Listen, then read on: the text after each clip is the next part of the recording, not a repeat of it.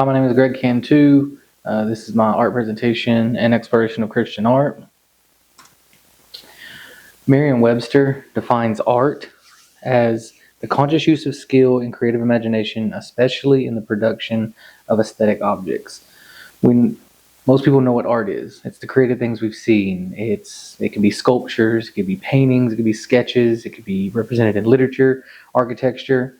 Art's all around us. Another term we need to know for this presentation is, what is Christianity? The Oxford Dictionary defines Christianity as the religion based on the person and teaching of Jesus Christ or its beliefs and practices. That's pretty spot on what Christianity is. Any believers, followers of Jesus Christ, who is a biblical figure and who lived in 1st century AD, and we'll get into that on the next slide. A few more details about Christianity. Christianity is the number one religion in the world. It's prevalent on every continent. Again, it started in, it could be argued whether his ministry started in AD 30 or AD 33 after his death, when his apostles took over and preached his teachings. But since then, Christianity has been a prevalent religion in the world.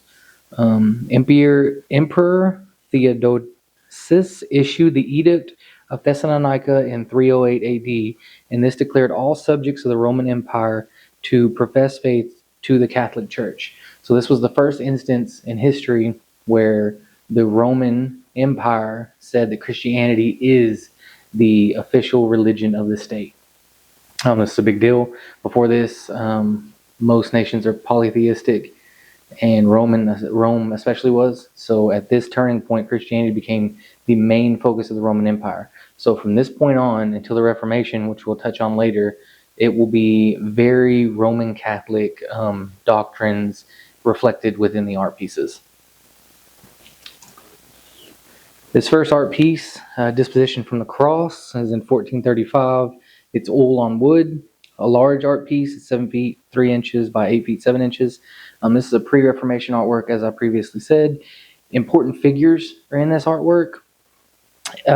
If you see, so this depiction would be from John, the Gospel of John, chapter 19, where Nicodemus and Joseph of Arimathea are the ones who took care of Jesus' body when they took him down from the cross.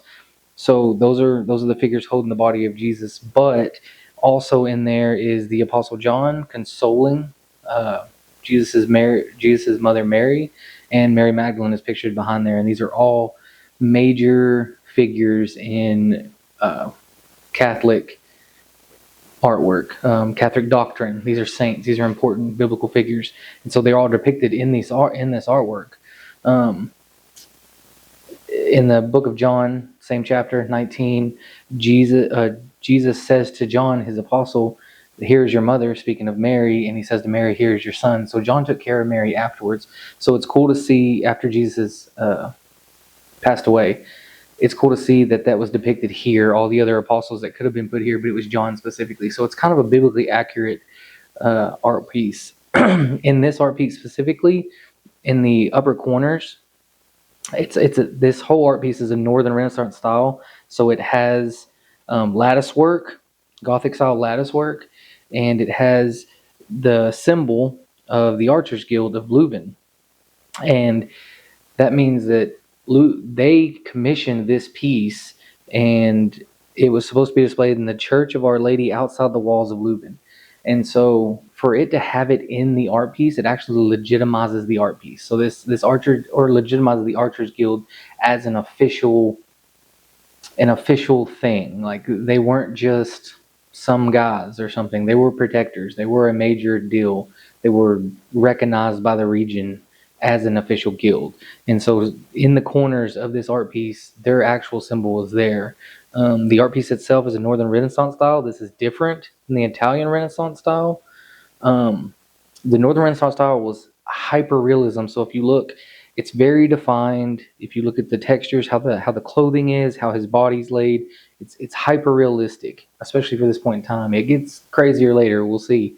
But there's very minute details, shading, strokes, emotional realism, naturalism. So Jesus' body is a natural movement in this, and this is the art style of this time period that we're in right now. As we progress, we'll see some different things. As far as worldwide, this is a monastery, and we're actually focusing on just the Church Facade. So this is roughly from 1540 to 1560 in the Mexico state. This is actually when the Spanish first started conquering the Americas. And so when they came in, this is not a high point for Christianity, but it is historical Christianity. So when the Spaniards, who again were Catholic and they were pushing Catholic doctrine, when they came over here, they were very systematic in their conquest. So they destroyed all the Mesoamerican temples. They destroyed false idol worship. They were burning things. They were trying to get rid of anything that would have contested their Christian doctrine that they were trying to push. So this specific monastery was built by stonemasons on a Mesoamerican worship site. So they were literally kind of like the Germans later took the same approach: get rid of anything they known, bring in the new. The stonemasons built this, Spanish stonemasons, but also the Mesoamericans were helped or enslaved to help. Some of the Mesoamericans did accept Christianity, but it could have been because of the oppression of the other ones that they saw if you didn't accept it. So it's a rough area, but in this specific art piece, it's a little harder to tell in this picture. There's Christian iconography in the design of this. It's very European design. The post, the carvings, it's got Christian symbols designed into it. So it's not just a building; it was a Christian statement, and so it is an official art piece from this point in time, which is one way it was reflected, how Christian iconography was reflected in sculpture or in architecture. Here, one of the most famous art pieces ever known. Everybody knows it. This is Leonardo da Vinci's Last Supper. It's from 1495 to 1498. This man, this is one of my favorites, so I'm trying to watch my time. But this art piece has done so many things. It's based on the story of Jesus at the Last Supper before his crucifixion. So the last meal he had with his apostles on the Passover night. In the Bible would be Luke chapter 22, 14 through 23. Is like really zoning in on the conversation, but it does go on for a couple of chapters. In this story, or in this moment in the narrative of Jesus' life, he has just told his apostles that one of them is going to betray him. If you know the biblical story, Judas went on to betray him, and so that's why this art piece is so cool, and we're going to take a moment. If you look very closely at the people in the artwork, they have personalities based on some details you can get if you read the scriptures. Now, I can't go through all of them. We're just going to touch a few. So to the left of Jesus, there is three of the main biblical apostles that you'll hear about. And so there's Judas, there's Peter, and there's John. John is the very soft looking, and this is how John is depicted in the Middle Ages by many, many different artists. He's always very soft, very young, very feminine looking. So that's not a woman. Some people have said, oh, it's Mary Magdalene, or there's the Da Vinci Code where there's secret hidden things, but that's the Apostle John. Beside him is the Apostle Peter. He's the one holding the knife. And if you know the story, Peter, when they come to try to take Jesus, he cuts off somebody's ear to defend Jesus. He gets rebuked for it, but that's a whole other story. And then, of course, Judas is the one who betrayed Jesus for 30 pieces of silver. So he's holding the money bag. He was also the treasurer, so he can get some grace, but that's Judas. And then to the right of Jesus, one who's kind of like, whoa, what's happening? I can't believe this. That's Thomas, and historically he's known as Doubting Thomas. So the personalities, Da Vinci wrote these personalities into these things. So that's kind of, it's imaginative, but it is kind of accurate. However, the depiction is not. These are Europeans. You look at these guys, they're all European. They're not Middle Eastern. They're white. They got fair skin. They got brown hair, light skin. It's not representative, and neither is them sitting at the table. Historically, they would have been laying on the ground, and all the food would have been, they would have been very intimate, laying next to one another. As far as the painting itself is crazy. So at this point in time, artists were reaching back, especially like Da Vinci, were reaching back to antiquity, to Greek people. And one Greek philosopher, Plato, used geometry to express heavenly perfection. And so in this piece, it's so symmetrical. If you look, pieces on the wall, the way the apostles um, are aligned next to him, he put them in the foreground or background so that the symmetry wasn't messed up. Again, the point of the painting, you could argue, is the apostles' reactions to Jesus, but Jesus is the main biblical figure, and so he is dead center in this. Through the windows, it's like a paradise. That's not Middle Eastern. That's not Jerusalem in the background. It's very green. It's very paradise. That was an expression. The wall's very plain. He wanted to keep the focus on what's going on. This is a unified narrative. It's one story. It's just one picture, one story. It is idealized, but everybody is naturalistic looking. So it's a very accurate painting. And then another cool thing is the field of depth. That was kind of a newer aspect in a lot of ways. So the deep hallway where it built this depth, that was a new thing, kind of. And Da Vinci, it's just a masterpiece. It's a masterpiece. This is closer to what it looks like now. They have been able to kind of restore it, but you want to hold the original. A lot of the art pieces you see will not look like this, but absolute masterpiece, one of the most famous pieces in history. As Christianity is spreading, this is still pre-Reformation kind of, but this is a cross pennant, and it has a saint, Tony Malu, on it, and instead of Jesus Christ. Now, how this happened in this mixing of cultures is Christianity was introduced to the Manicongo people in the late 1500s. They actually had their first Christian king was baptized in 1491. So Christianity is here. It's in this region. It was kind of twisted again. There was a lot of slave trading at this time. There was a lot of conquest, and these people would wear crosses on them. So they saw the cross and they started wearing it as a sign of protection. Well, their own culture mixed with it, and that's how this saint wound up on it instead of Jesus. It was a mixed religious understanding. It wasn't true Christianity, but Christianity iconography was spreading into other art pieces. So this would have been worn as a piece of protection against evildoers.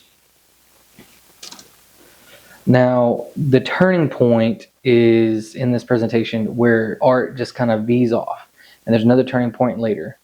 But right now, one of the craziest things that's ever happened in history, it changed the world, was the Protestant Reformation.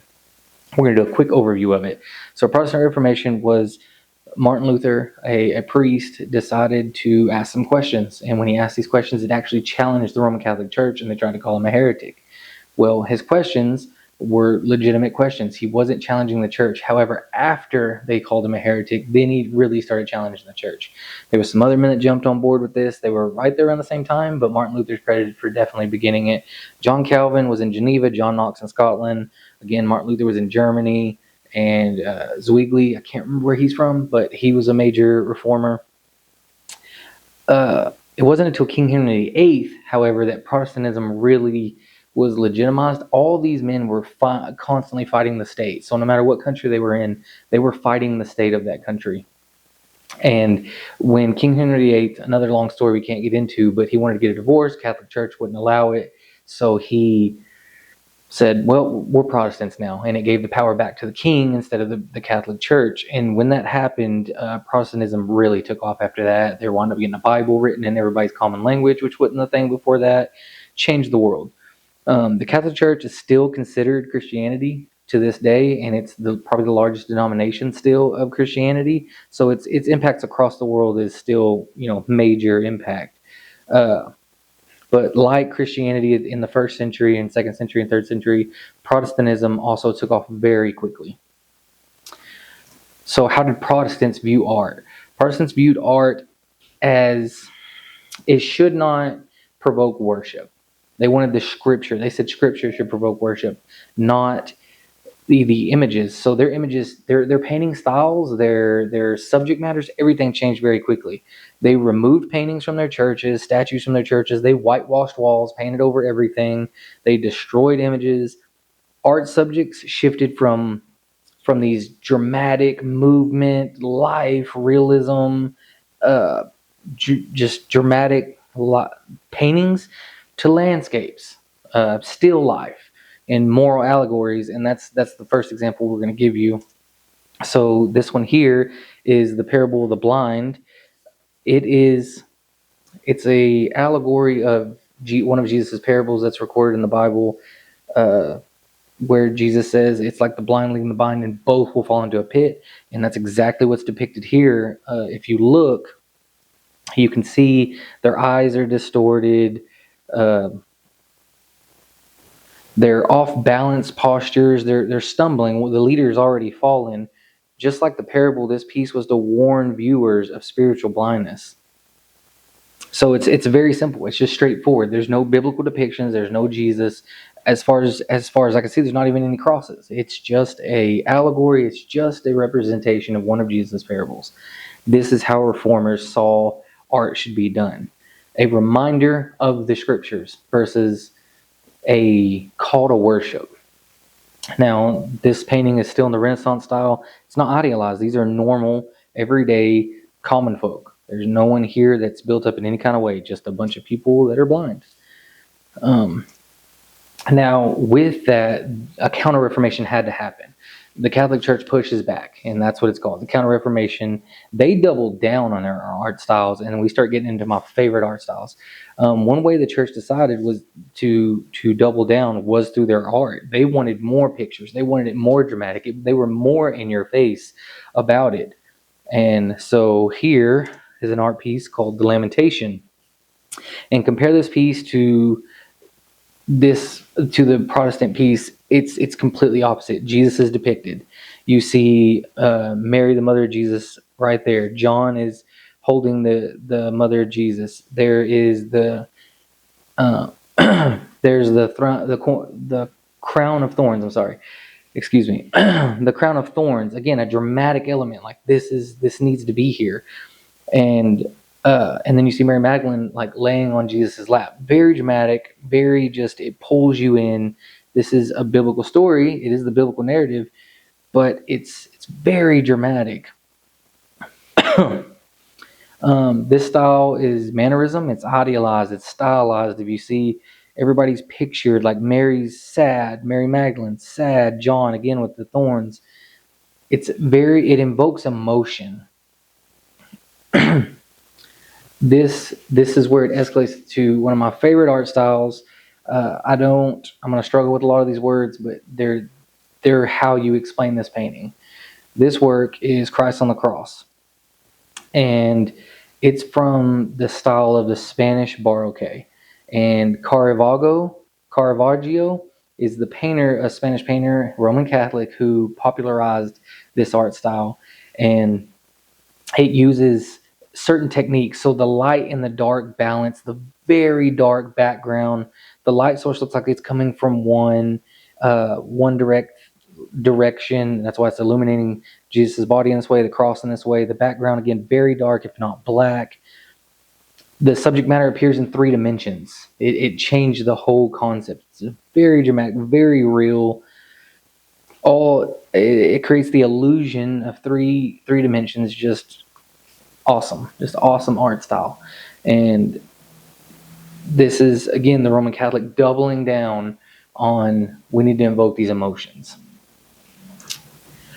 A new style emerges with a few centuries going forward. Impressionism, Neo-Impressionism, Post-Impressionism. This artwork specifically, The Green Christ, 1889, was a Post-Impressionism work. And it's displayed with expression rather than biblical accuracy, or even accuracy or realism in any kind of way. It's more of an expression. It's abstract. It's got symbolic colors and meanings. It's the artist's personal vision versus trying to represent something from the past, or accuracy or realism. And what's cool about this one is, instead of having Mary Magdalene like you've seen, or Mary the mother of Jesus at his feet lamenting, it has a Breton woman, just a humble Breton woman, who would have been at this time very humble, very rural people, very religious people, devout. And he placed her at the foot of the cross. So now it's not a biblical painting. Now it's post-impressionism. Now it's Christian iconography, but with an artist's vision. And so Now you're seeing a shift in how Christianity is represented in art. Here's an art piece called, well, in English it'd be the Annunciation, and this is the biblical narrative of when Mary was told that she's going to conceive Jesus, and it's depicted all throughout history. But now this is post-impressionism, and it has different elements. So this synthetism is a pure form. The lines, the color, the shape, the artist's inner emotion or idea, all of it is very toned down. Everything's toned way down. They specifically, this one used base colors. Nothing was mixed. Base colors. The lines and shapes were all very simple, and there was a point to that. They wanted this flat area. They wanted the shading to be natural light. They just wanted symbolic meaning. He was criticized. This is a quote. So my friend, the religious paintings are not a success.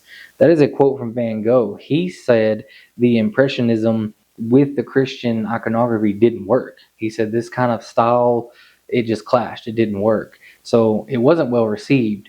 However, this is the shift to these new art styles. Now we're in the 20th century, and the 20th century really took a hard turn on anything, even Christian iconography. They're a lot more hard pressed to find, but there are a few standouts, and Arquebus is one of them. However, this is just Christian iconography. It has so much abstract in it. This is a representation of the biblical story of the crucifixion, not a accurate depiction. And so it's not historically accurate at all. Jesus is actually put over a modern city. The work was emphasized spiritual meaning over realism.